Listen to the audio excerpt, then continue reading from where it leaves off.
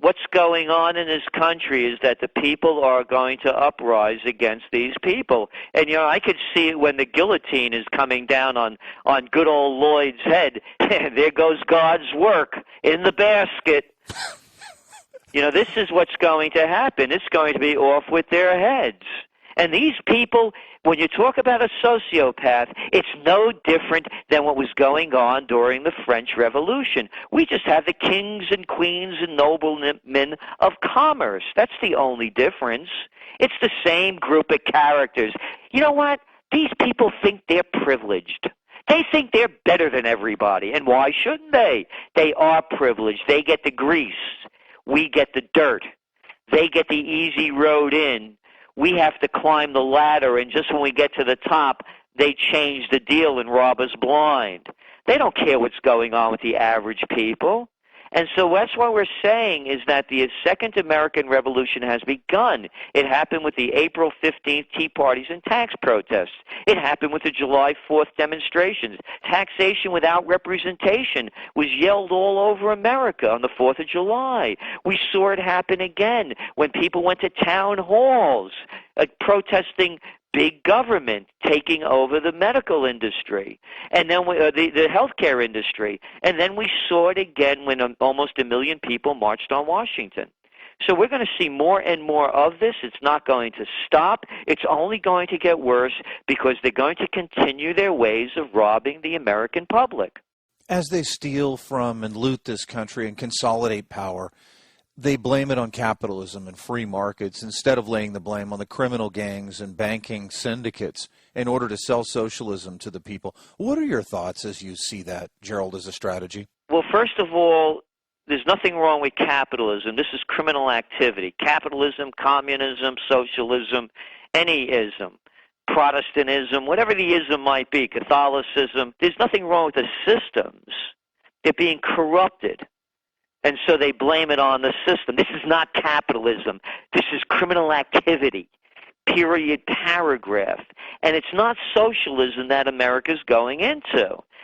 Listen to someone who knew a thing or two about it. The person that called the merger of state and corporate powers fascism. That's what Mussolini called it, the pro of fascism.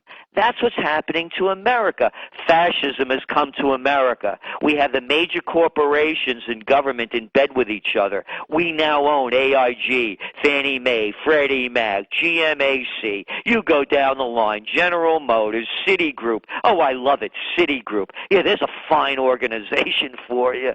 Well, again, with the Italians, when they call it loan sharking, they charge a 12% interest on the loan, and that was loan sharking. Oh, and the attorney generals would get very high and mighty and lock up these criminals. But you could be 6 seconds late on your credit card bill, and the Citigroup mob hits you with a 30% interest rate. Oh, and what do they call it? The cost of doing business.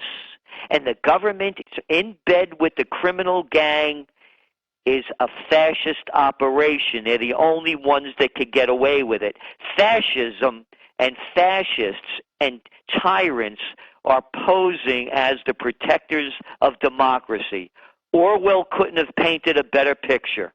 Let's stick with fascism for just a minute, Gerald. As the remnants of our once great republic crumbles and we enter the twilight of what used to be, and move into the dark world of fascism and a Gestapo-type police state, and the wealthy continue to leave the country, the same as they fled Nazi Germany. What should people expect life to be like going forward in the United States, Gerald? We're putting together, Eric, the top trends of 2010 right now.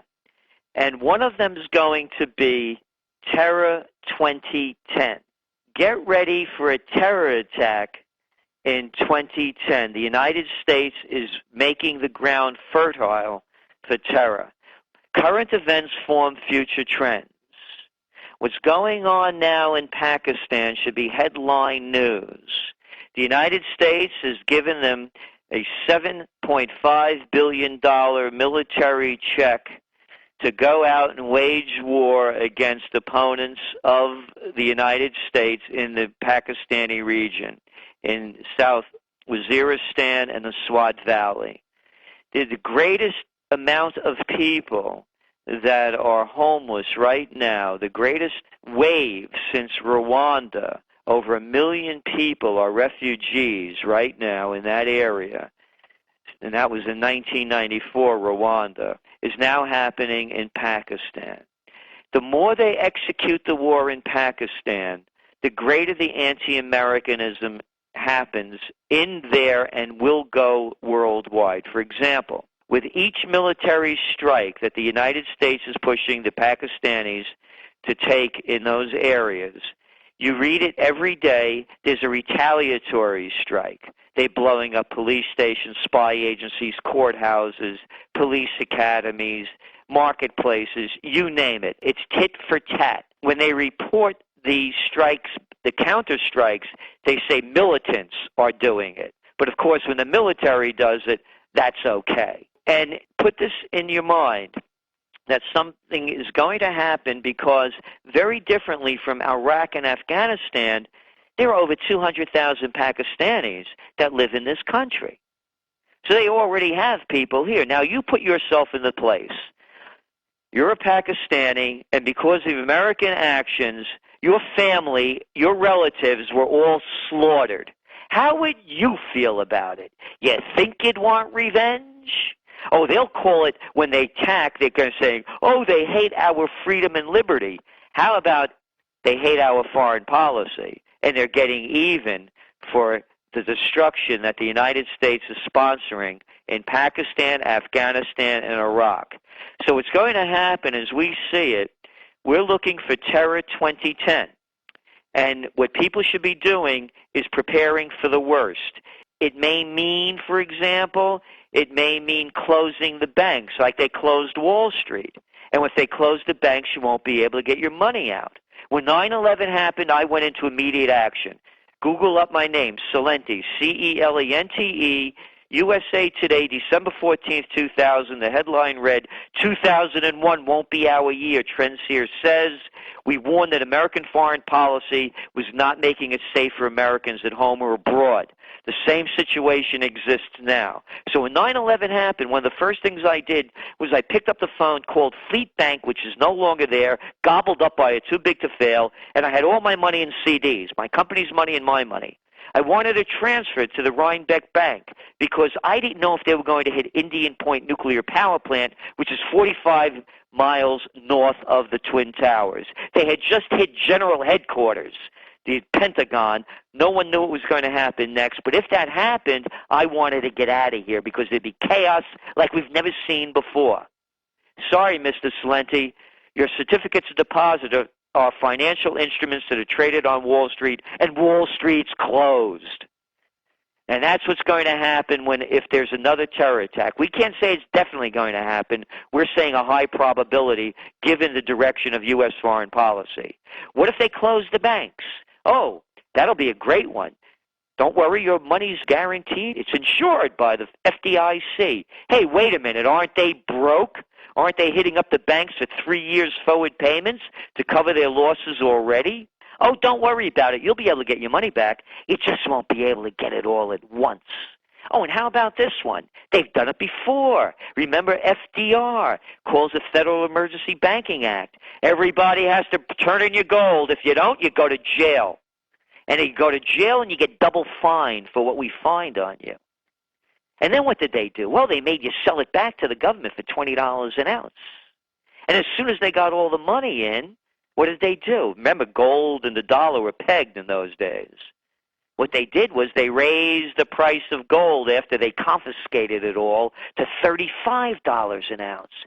It wasn't a deflationary period during the Great Depression. It was a devaluation of the dollar. And they're going to do it again. They're doing it now. They're devaluing the dollar every day. Gold prices are now at $1,150 an ounce. The whole world is betting against the dollar. They're either doing this because they're ignorant or because it's a plan to devalue the dollar so the rest of us little people have to pay more for everything we buy, and they pay back their big debts at dimes on the dollar by devaluing it. So it's either ignorance or it's being done intentionally. And that's what we're warning the people. Take proactive measures. Plan for the worst. If the worst doesn't happen, you can move back from that point.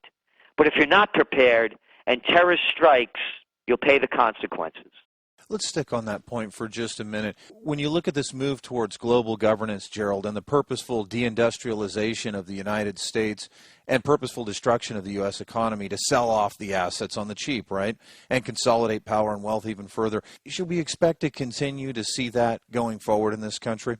It will continue to go forward unless the people regain their dignity, stand up, and start to speak out. And this country has a long way to go. When we look at what's happening